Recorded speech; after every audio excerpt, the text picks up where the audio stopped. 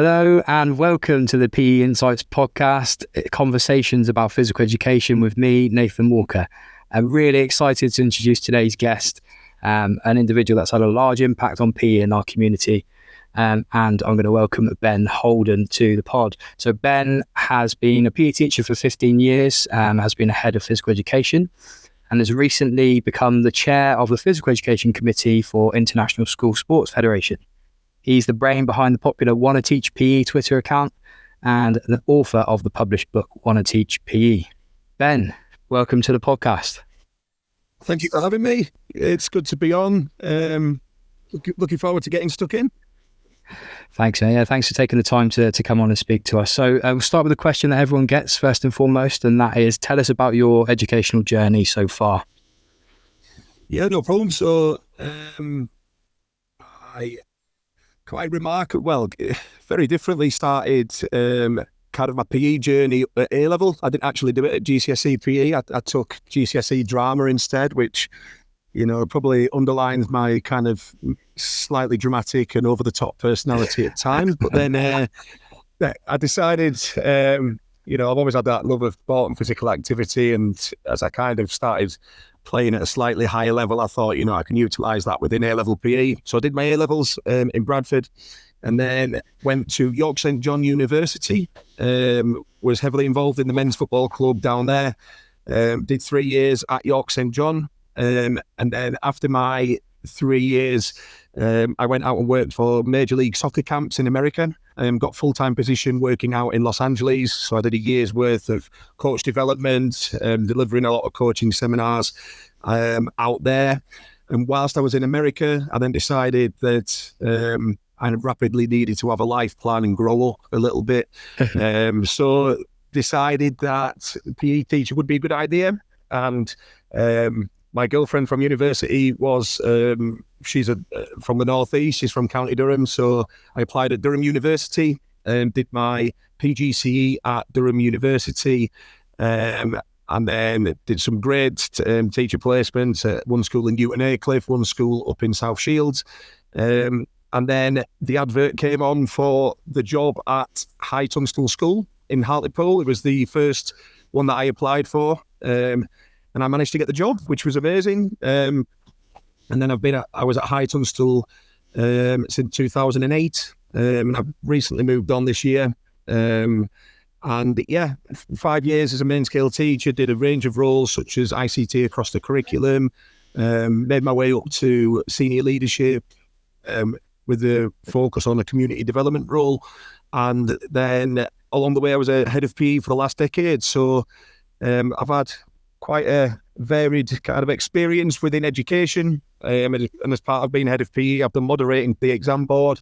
I've done my MPQSL. I've done some deployments as an SLE as well. So yeah, that's kind of the journey from A-level to where we are now. And I made the decision in the summer to move on to explore a new venture. So I'm currently doing some exciting project work with PE Scholar. I'm doing another really exciting project with the ISF, the International School Sports Federation, getting a chance to do some travelling around the world talking about PE.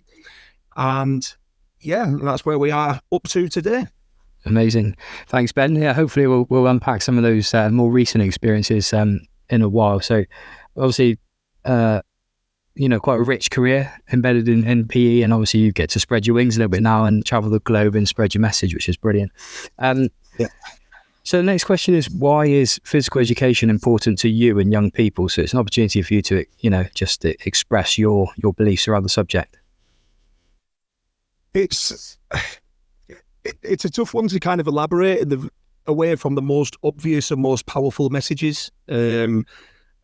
But I think sometimes you can kind of deviate from the most kind of fundamental reasons why physical education is important.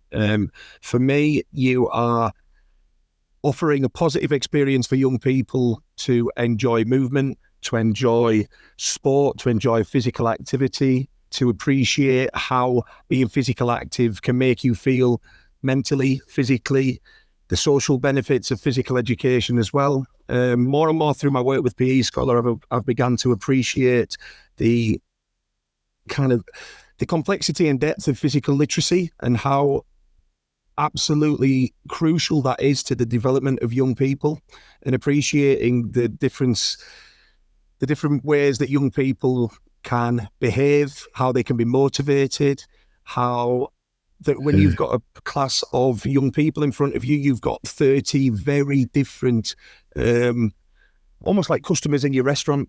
They're all going to have different desires, different feelings, different thoughts towards physical activity and physical education. And PE is a really powerful way about getting those benefits across to that complexity and diversity that you'll have in your classes. One of the best pieces of advice I was given is to try and think of physical education not as if you are teaching the 12 or 13-year-old version of yourself. Because sometimes when you can teach physical education in that way, you can become quite narrow-minded, as if by teaching what you enjoyed and how you felt towards PE, you've got to try and get away from that and make the subject as diverse and appreciate that range of young people that you've got in front of you. But I mean, it's given me personally so much enjoyment and so much pleasure teaching the subject, seeing the positive reaction and the positive relationship that young people can have with physical activity and movement has been inspiring for myself. And I've moved forward to now being a father of 2 young children myself, where I look and I really want physical education to provide the opportunities that I would want for my personal children. And I think that's quite powerful when you kind of picture your own children in their physical education lessons and how you would want them to feel and what you would want them to be doing in their lessons as well.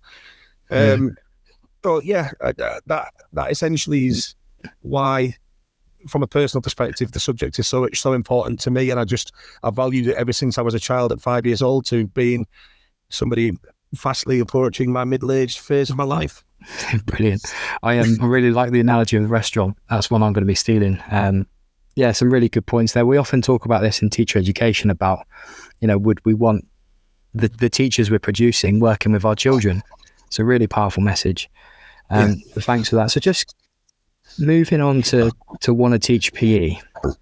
Obviously, that's a massive profile on Twitter now. That, lots of, I don't know how many, last time I checked it was like 80,000 followers around there somewhere. Yeah, that's not far off, yeah. Accessing content that you're producing or sharing. What was the inspiration for that? And did you ever imagine it getting that big? It's the best and worst thing I ever did. I mean, because, essentially the journey of want to teach PE is I've always fancied myself as a decent writer with no real profound somebody telling me, but whenever I constructed an email at work or anything like that, I thought, that reads okay. And then I just had this kind of passion that I felt that there was a misconception in young people about what it takes to be a PE teacher. The breadth, the depth, the cold, wet November Tuesdays compared to the lifting of the county cup with your year 7 netball or football team. I thought there was a real misconception out there that needed to be, not eradicated because it will still exist, but I wanted to provide from the shop floor, a real shop floor account and experience about what PE teaching is all about. So basically, to suit my writing style, I wanted to create like an A to Z, because I quite like the idea of doing 26 bite-sized chapters. When I read personally, prefer a blog as opposed to a book. I like punchy, get to the point. It's a 10-minute read that's going to be loaded with information. And that's what each chapter has tried to be within the book.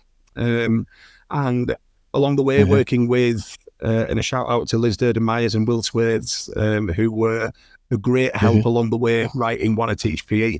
They basically said, yep, it's all well and good that you've shared your experiences, but now we need to kind of develop the advocacy of the book and try and tap into the vast PE community and try and get their thoughts, perceptions on each chapter. So each chapter is accompanied by a chapter reflection from people from a wide range of different roles and responsibilities, such as yourself, Nathan.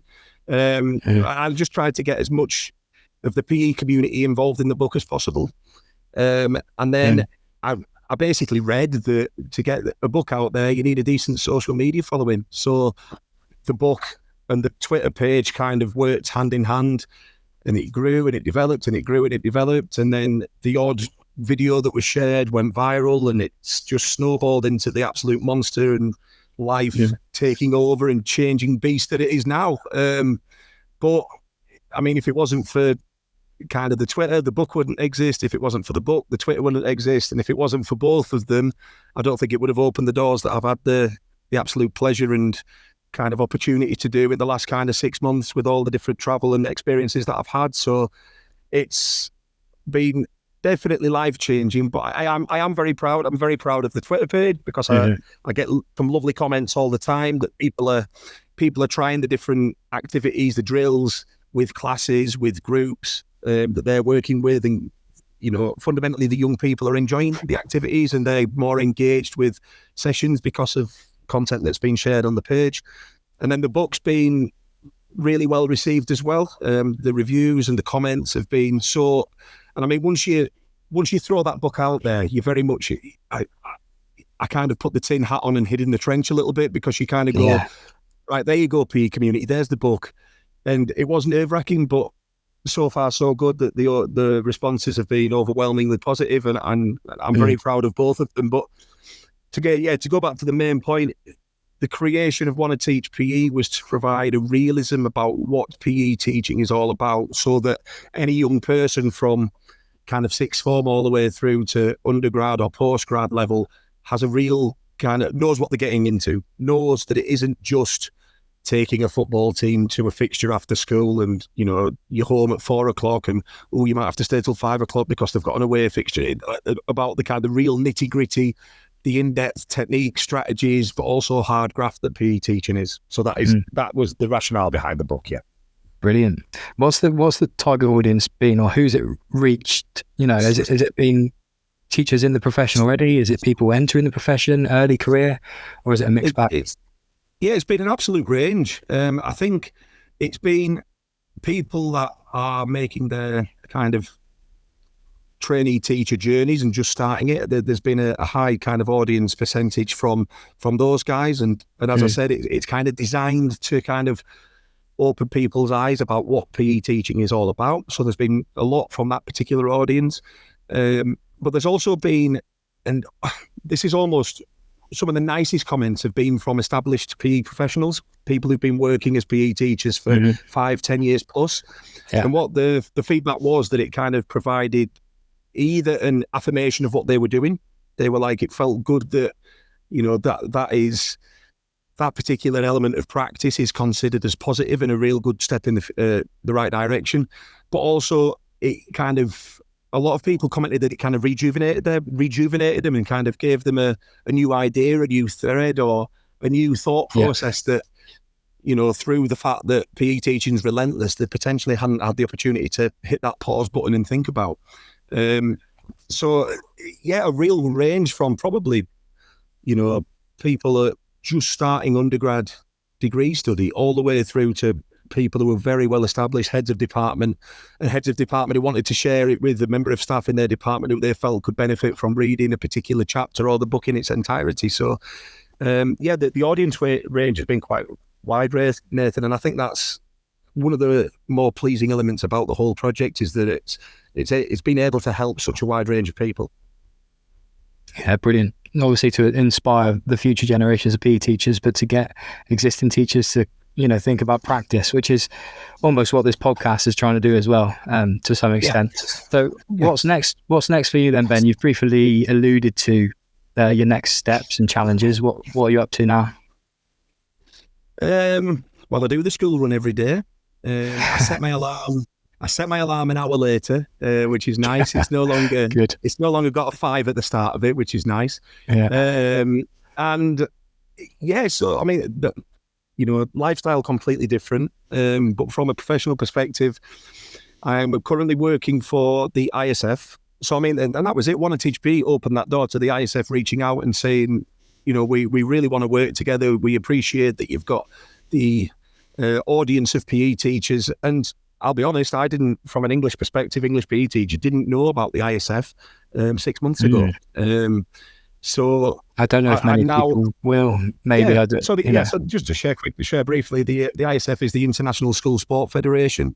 It hosts a range of international sporting events that look to increase the international mobility of young people. They get the opportunity to represent their country. And I've most recently come back from the Gymnasiad, which is essentially almost like a mini Olympics over in Brazil. And yeah, there were over 40 different nations, 2,000 young people were in Rio competing in a range of different sports. And whilst I was there, my role is to engage with the PE teaching community linked to the ISF. So when we were in Brazil, we ran courses on wrestling, basketball, and badminton, working with international federations. And we had 50 local Brazilian PE teachers came to the event and left with a accredited qualification.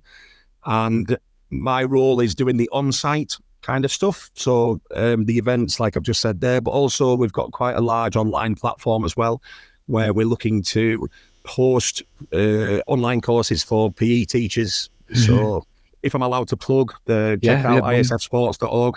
There's definitely plenty in the pipeline coming up that PE teachers in the UK and globally can get involved in. And one particular project I'm working on is the Schools in Motion, and it's a labelling scheme which basically schools can be accredited as a school that is committed to international mobility of young people, and you get certification for that and access to a range of benefits through the ISF. So keep your eyes peeled for that in the future. So that's essentially what I'm working on with a lot of my time. I'm working closely with PE Scholar, who I'm massively thankful for obviously publishing Want to Teach PE, and I'm continuing to work with the PE Scholar team, who are the most incredibly knowledgeable, passionate group of PE people that I've ever been associated with. So I'm really excited to be continuing project work with PE Scholar.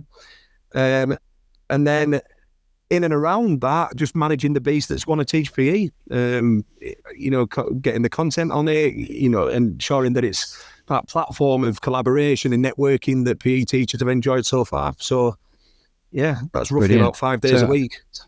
Yeah, it's good to see that, that it's opened doors for you and that you're still maintaining that challenge and engagement in physical education, even though you've stepped away from the classroom.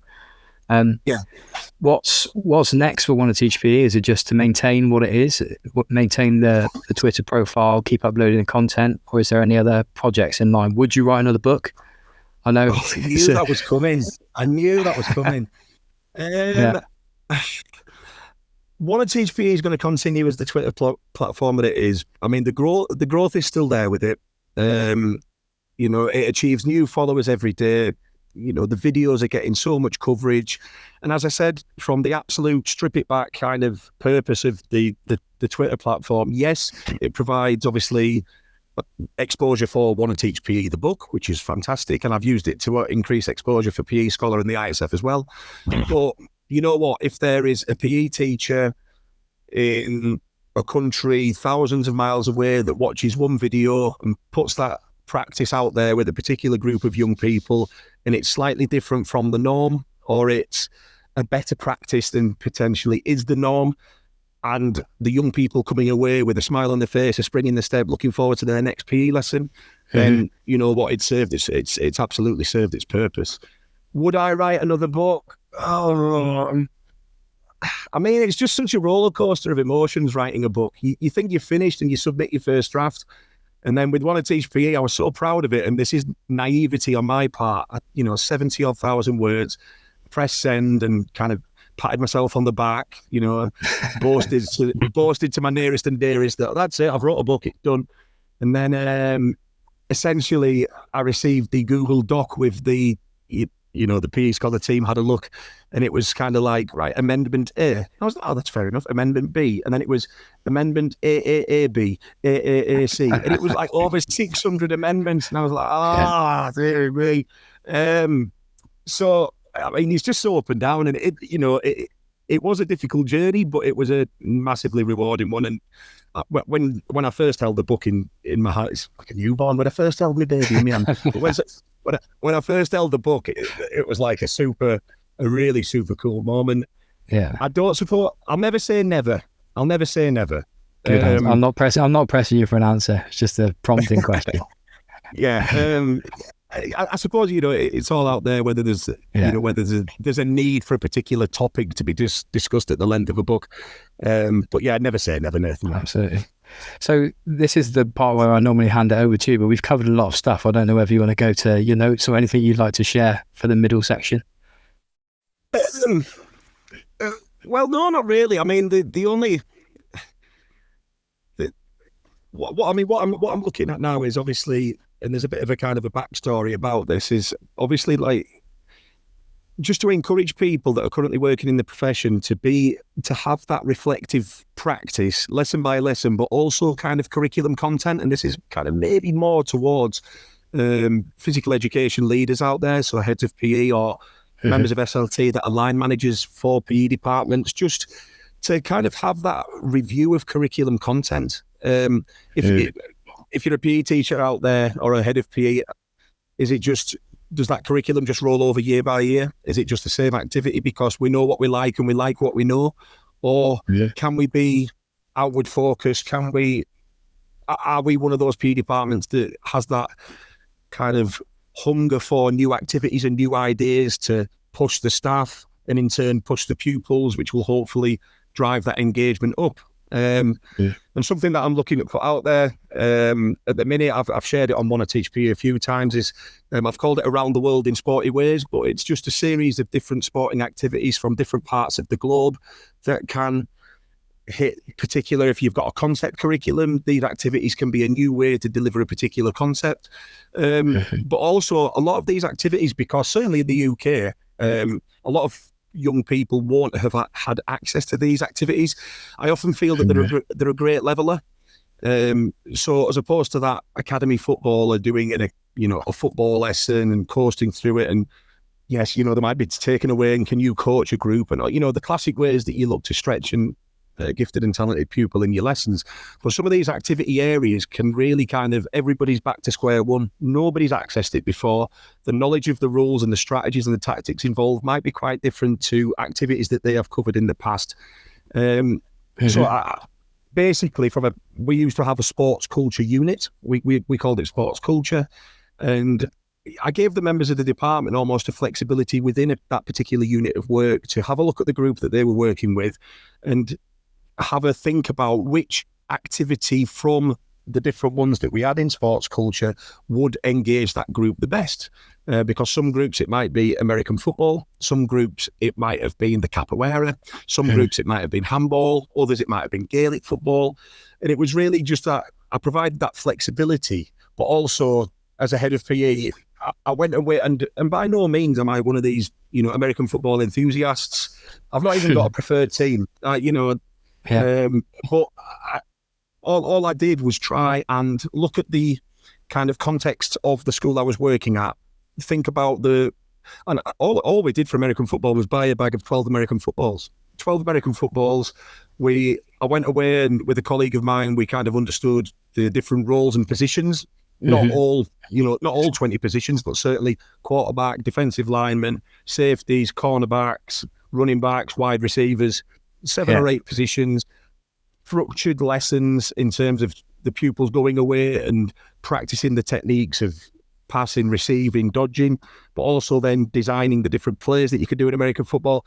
And we essentially created a unit at a relatively basic level, but the novelty of the brand new activity really, that was the vehicle, that was the driver of that kind of. And, I then kind of did this kind of accent at different times of the lesson, which is horrendous. I apologize for that. But I tried to have that, I tried to give it that kind of sprinkle of difference.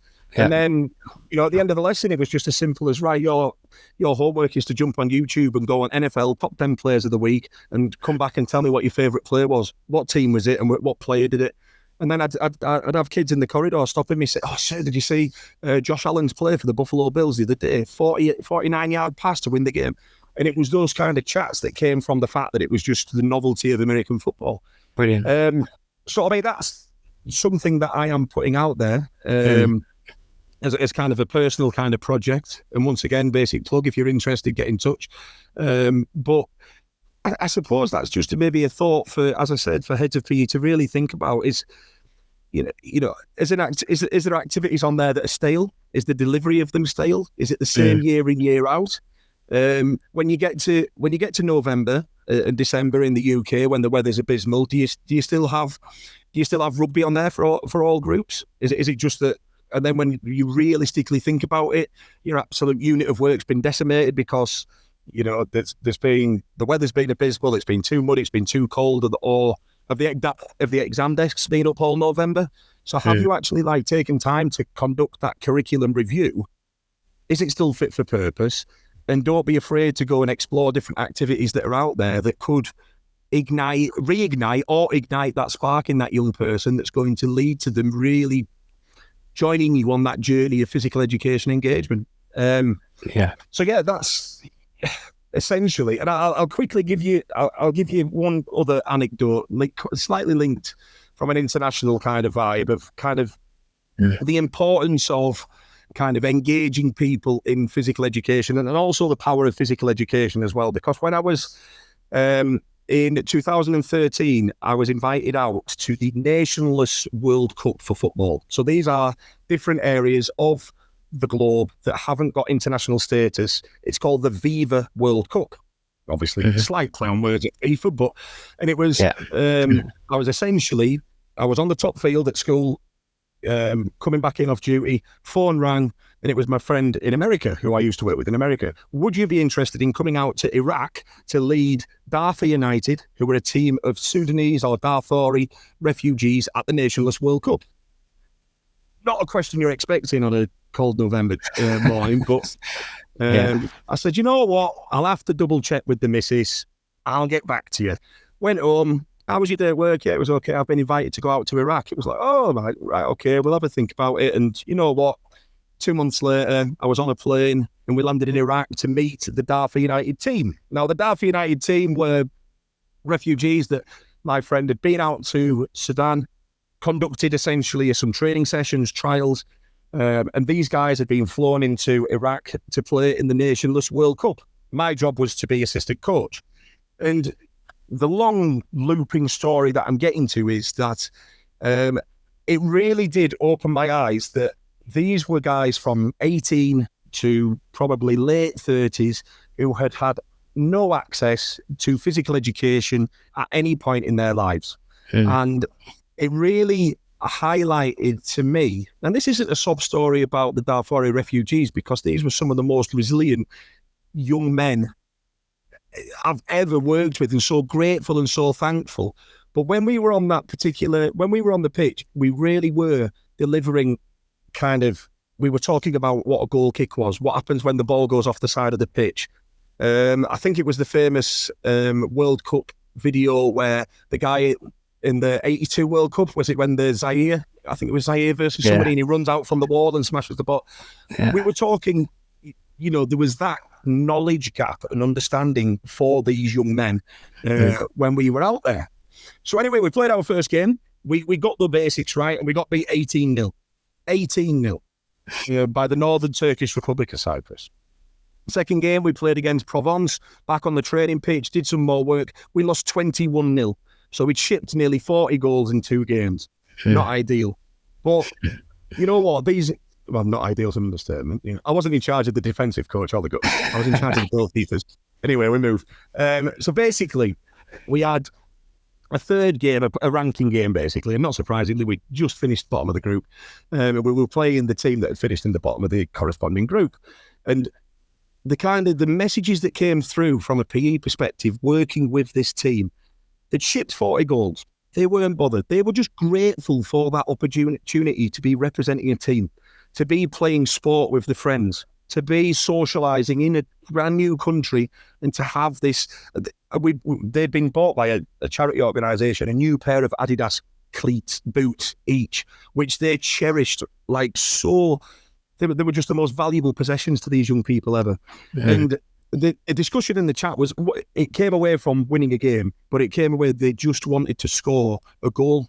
That was it. That was the whole team's objective.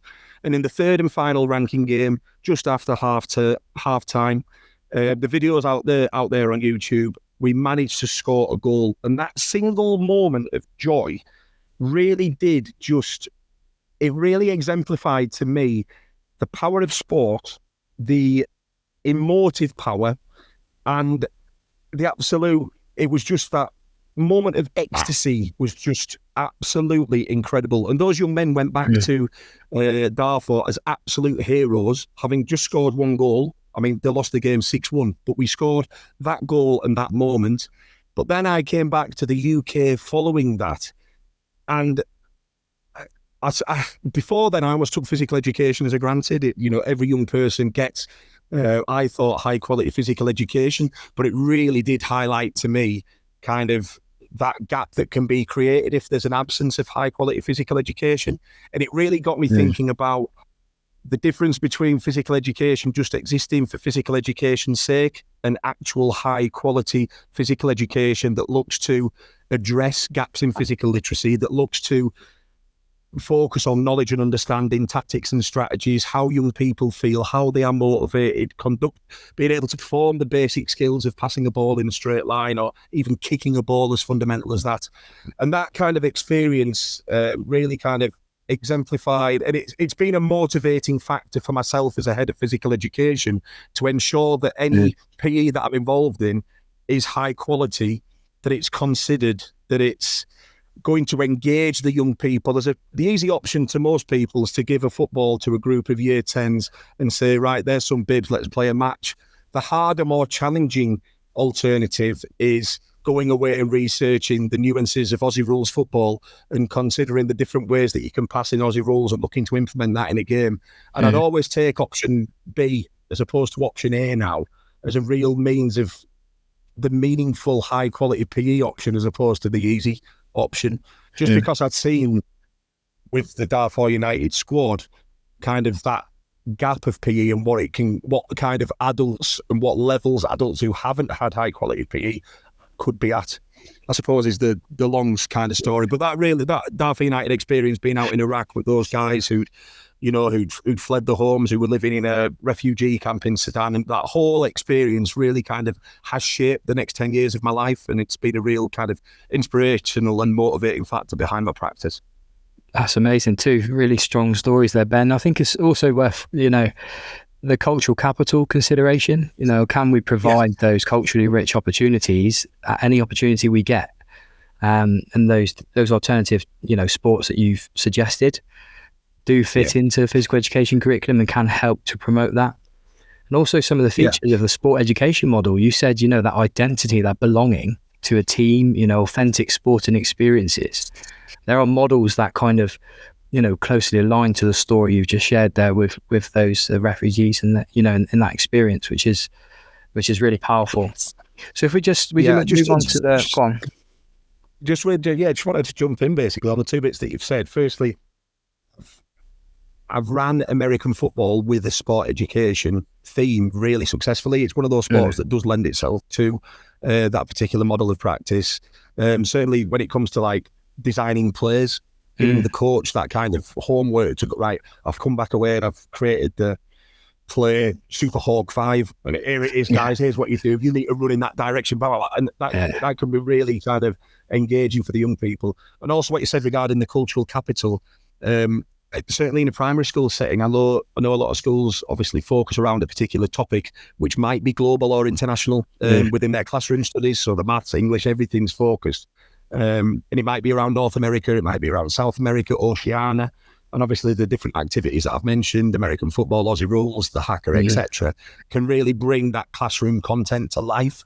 And if you have got a particular young person that is highly motivated by sport and physical activity, that can be a real additional hook that can support the academic aspect of them being in the classroom as well. So there is that power between that kind of approach, I would say. Yeah, brilliant.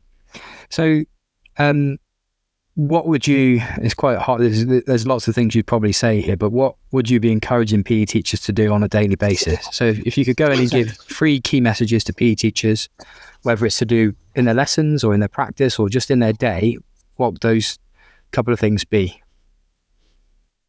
3 things.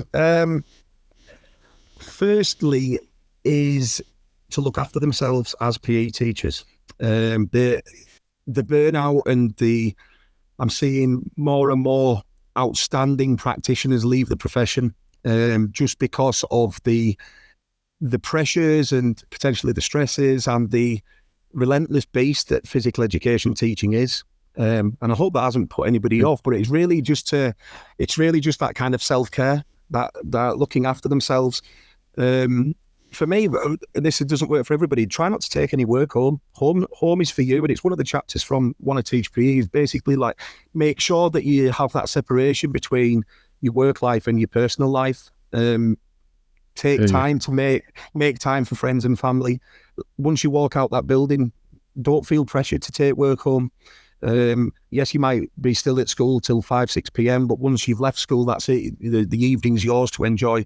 Separation. And to really just a bit of self-love, self-care, do what you enjoy. If it's going down the gym, if it's socialising with friends down the pub, whatever it may be, then just apportion some time in your life to make sure that you're doing that to prevent burnout. So that would be one. Secondly is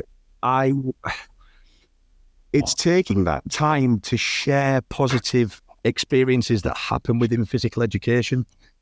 Picking up that phone on an evening to make a positive phone call to a parent. Make it the last thing you do before you leave on an evening, because you'll go home with a buzz and a spring in your step because you've probably made a family's evening by the fact that you've picked up the phone and just said, it might be that someone scored a hat-trick for an extracurricular team. It might be that somebody folded the bibs after a netball lesson. It might be that somebody's brought their kit for the first time since January. Whatever it may be, you picking up that phone and just saying, hi, it's so-and-so from so-and-so school. I'd really just wanted to take 2 minutes to share how proud I am of student X today. Because you're just spreading positivity. The likelihood is that parent is going to share that moment with that young person, and they're going to come back and be more on your team and absolutely joining you on that positive physical education journey, just by taking that moment to communicate positives. Sharing via social media is very powerful as well. As a parent now, I love the primary school that my children go to. They share what they are getting up to in lessons. They share successes, achievements, and I think that's really positive, and it kind of helps to keep in touch with what they are doing in school as well. So I would say my second bit of advice is it can be hard. It can be a lot of the time. It can be very easy to be drawn on the negatives, focusing a lot of energy on that young person that hasn't brought the kit for the 4th lesson in a row, and that can almost consume you as a PE teacher. But taking that moment to share the positives and to accentuate the good that does happen as sometimes that your vision might be foggy and you might struggle to see it, but taking that time to focus on positives, I think is absolutely important as well. And the third kind of bit of advice for PE teachers is that constant reflection, having that habitual reflective practice. And it might be reflections that you do on yourself. It might be through a reflective journal where you just make notes about what went well in a particular lesson, what could have been a little bit better in the future. You might actually write it. You might put it in the notes section of your phone. You might type it up. You might just think about it.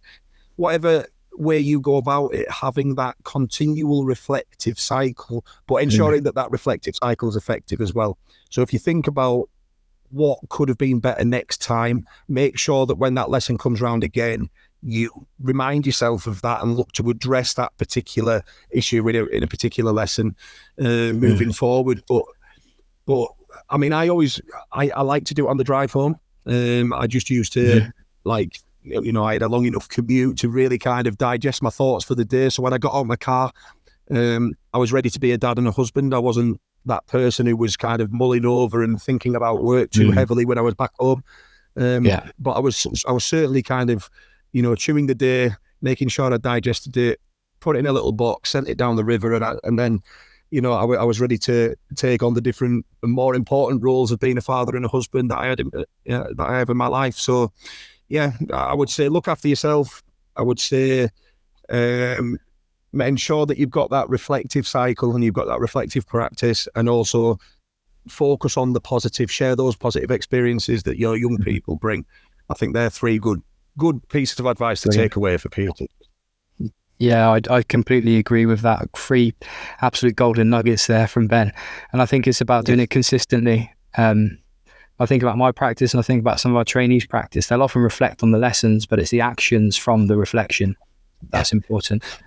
You mentioned that consistency is like getting into habits, getting into that rhythm. Yeah, absolutely. Ben, thank you very much. Really, really powerful conversation. Lots of brilliant things in there for the listeners to take away from today's PE Insights podcast. Thanks for taking the time to jump on. No problem. Really appreciated talking to you. And listeners, I hope you've enjoyed today's episode, whether you're new to the pod or whether you're a previous listener. Hopefully there's some key messages to take away from today. And interact as always on Twitter, at myself, at PE Insights Podcast, and Want to Teach PE if you've got any thoughts on today's episode. Thank you very much. Cheers, Ben. Take care, Nathan. Cheers.